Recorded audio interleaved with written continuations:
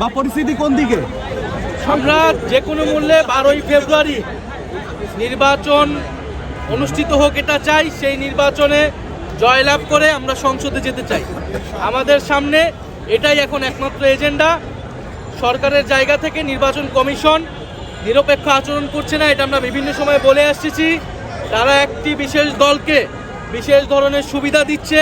এই যে গত কয়েকদিন নির্বাচনী প্রচারণার নিয়ম না থাকলেও তারা নির্বাচনী প্রচারণা করেছে, অন্যদিকে গণভোটের পক্ষে প্রচারণা করতে যেয়ে আমাদেরকে নির্বাচন কমিশন শোকজ নোটিশ দিয়েছে।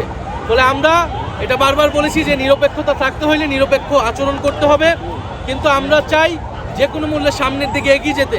জাতীয় নাগরিক পার্টি এনসিপি সংস্কারের পক্ষে যেরকম দৃঢ় অবস্থান ছিল, বিচারের পক্ষে যেরকম দৃঢ় অবস্থান ছিল, একইভাবে নির্বাচন এবং গণভোটের পক্ষে তারা দৃঢ় অবস্থান আছে। যে কোনো মূল্যে আমরা সুষ্ঠু নির্বাচন 12ই ফেব্রুয়ারি যাতে নিশ্চিত হয়, সেজন্য যা যা করা প্রয়োজন তা আমরা করব।